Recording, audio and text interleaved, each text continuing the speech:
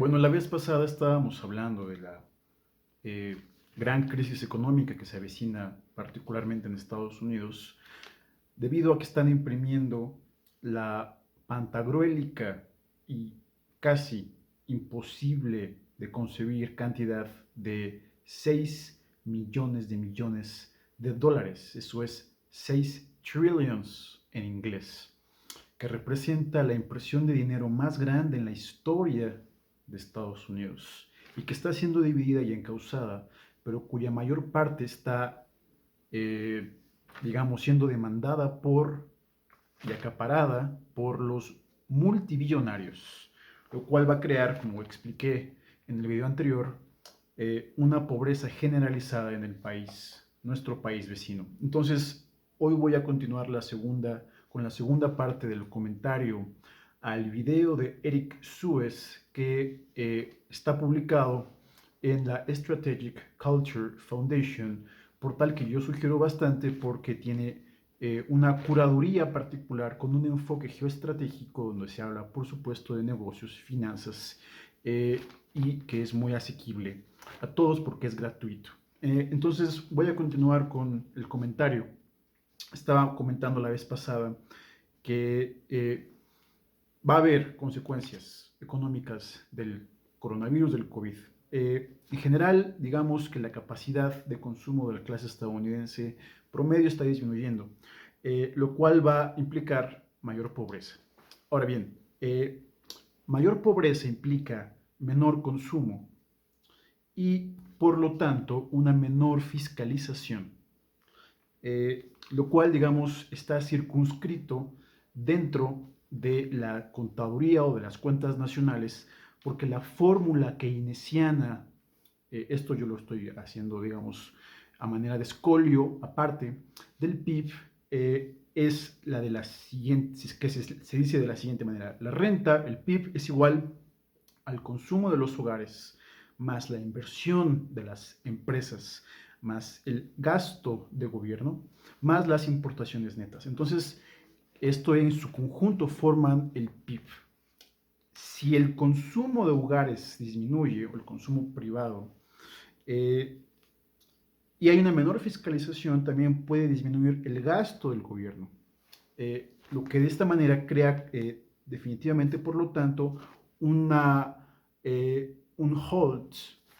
un detenimiento del proceso de expansión económica clásico, y frena eventualmente todo tipo de producción y por lo tanto de riqueza de un país, siendo que la economía depende de la producción, en este caso de Estados Unidos. Lo cual, bueno, únicamente va a crear, como había barruntado en el video anterior, que se polaricen las clases sociales principalmente hacia dos tipos: los multibillonarios, aproximadamente el 1% de la población, y todos los demás. La pregunta tiene que ver sobre todo en esto. En este punto me detengo para analizarlo más con una perspectiva filosófica. Dado que estamos ante el derrumbe del neoliberalismo, como se ha conocido hasta estas fechas. Entonces, si se está creando un nuevo tipo de polarización que apunta hacia una suerte de neofeudalismo, como ya habían mencionado en alguna ocasión en la revista The Economist, donde se muestra una portada con unos edificios a manera de castillos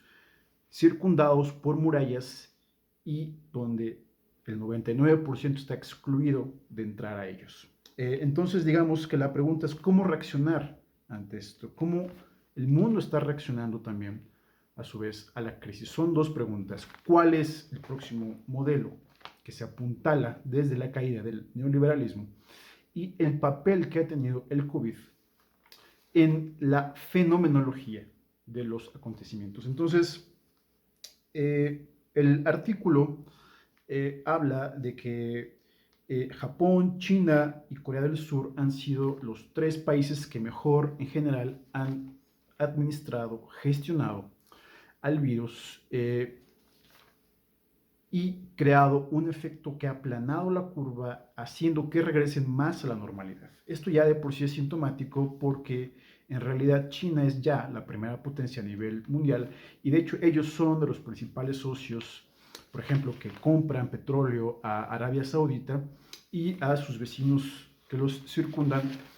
lo que de alguna manera ya habla del desplazamiento del poder que ha habido de Occidente a Oriente. Y en general son sociedades que son de alguna manera también culturalmente mucho más disciplinadas que las occidentales y también donde aparentemente, y esto también se puede poner en duda, aparentemente existe un tipo de socialización de las ganancias desde un punto eh, al centro como gobierno vectorial del que emana un tipo de orden mucho más disciplinario, en el buen sentido de la palabra, que los sistemas occidentales liberales a los que estamos acostumbrados.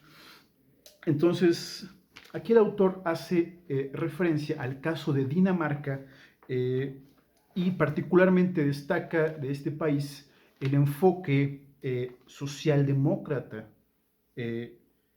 que es consistente en salvar los empleos de la clase trabajadora. Eh, Todo lo contrario de lo que ha hecho Estados Unidos y curiosamente también muy semejante a la manera en que México ha sobrellevado la situación al privilegiar que a través de los rescates orquestados por el gobierno se encaucen más bien, no tanto como en Estados Unidos, hacia una clase multibillonaria, sino en el caso de México y de la 4T del presidente Andrés Manuel López Obrador, hacia los estratos que son justamente la base o la parte más baja y media de una pirámide social en la que nos encontramos. Entonces, en este sentido, es mucho más lógico y mucho más consistente reactivar, por ejemplo, en México entonces se está llevando un tipo de estabilización a partir de las teorías económicas y políticas de Roosevelt plus Keynes plus Hyman Minsky, que fue un economista muy importante de Estados Unidos, cuyas teorías sobre todo vigilan, digamos, la manera en que el gobierno puede crear rescates financieros para socializar las ganancias a partir de estos rescates. Eso es un tema muy interesante del que espero hablar en otro video, porque implica también conocer un poco de la teoría monetaria y en general de las políticas económicas que están contrapuestas, en este caso la teoría de la escuela de Keynes o de Keynes y su contraparte, la teoría austríaca del capital. Dos sistemas completamente diferentes, que incluso tienen toda una filosofía, porque bueno, aquí hay que considerar, es muy importante darse cuenta, de que en realidad lo que rige en el fondo a estos fenómenos siempre es una base filosófica en la que tenemos que aprender y aprehender con H intermedia a la realidad desde su concepción, desde su basamento conceptual y no únicamente circunstancial como solemos ver en casi todos los medios de comunicación. Aquí, por supuesto, puedo hablar, por ejemplo, de la manera en que es necesario revalorizar toda la filosofía, pero eso va a ser, lo prometo, materia de otro video. Entonces, regresando aquí al comentario de este artículo, podemos decir sucintamente que el autor habla del caso de Dinamarca como ejemplo de la socialdemocracia que en realidad es la que está sustituyendo al neoliberalismo globalista y que lo que hace es acercar más a la labor, acerca más la labor del gobierno formando un Estado para la distribución de los insumos y más bien de la riqueza generada a partir del dinero, ¿no? Entonces, y a partir de ello reactivar la economía. Entonces, esto es mucho más significativo porque nos permite comprender cómo el modelo neoliberal está agotado y está dando paso a una nueva manera de concebir el mundo a la que no estamos acostumbrados, pero que de hecho está nada más dando cuenta de la diferencia de cosmovisiones que están polarizando a la sociedad, llámese las finanzas del capitalismo fascista y la socialdemocracia que procura primero, antes que nada, a la base productora, es decir, a la clase trabajadora. Bueno, entonces, eso es simplemente el caso de Dinamarca. El autor cita una entrevista que le hacen a Nicolai Wammen, el ministro de Finanzas de Dinamarca. Y aquí es sobre todo, creo que lo más importante de este video. Con eso acabo el comentario del artículo, pero era importante también señalar una recomendación literaria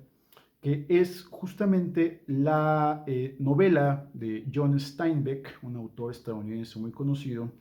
que se llama Viñas de Ira, cuya, digamos que parte final es muy impresionante porque demuestra o da cuenta de toda la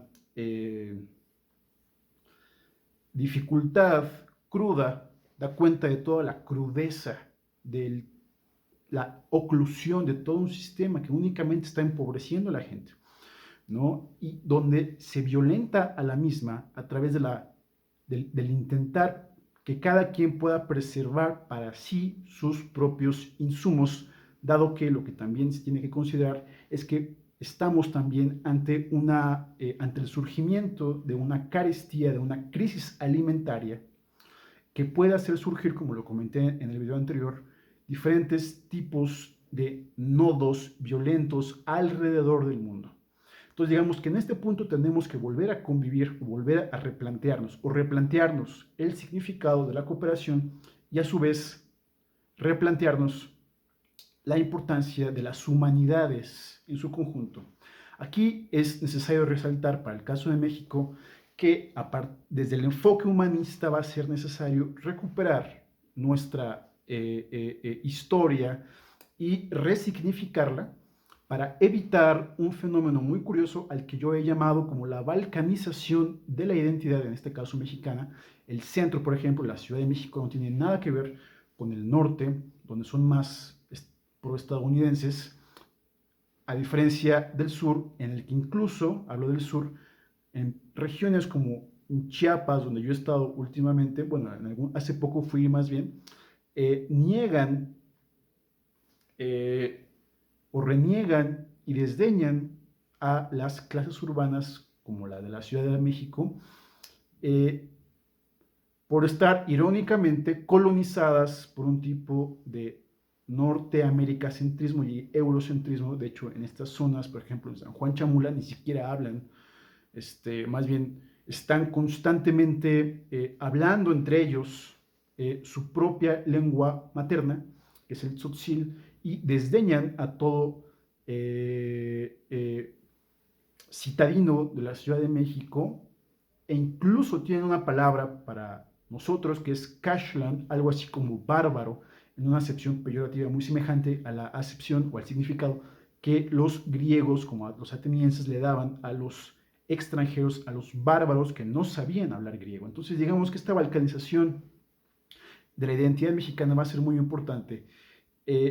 para hacer un llamado eventual a la incorporación y resignificación de una identidad saludable que permita unificar, tal como lo establece la Constitución, a nuestra patria, a México. Por supuesto que hay mucho más para discutir, para debatir, para referir, particularmente del auge de la filosofía y su complemento de temática, que es el auge de la inteligencia artificial, lo cual va a ser muy importante en los próximos años. Pero antes de llegar a ese punto, sí quisiera en un video posterior hablar de la significación de, en este caso, el cumplimiento de la teoría marxista, que tiene que ver con la polarización de las sociedades hacia una proletarización de la misma o de las mismas, que puede revolucionarla internamente y generar un tipo de cambio social muy álgido, pero de la mano de un tipo de violentización de las personas que habitamos en los diferentes países en los que, en este caso, el COVID ha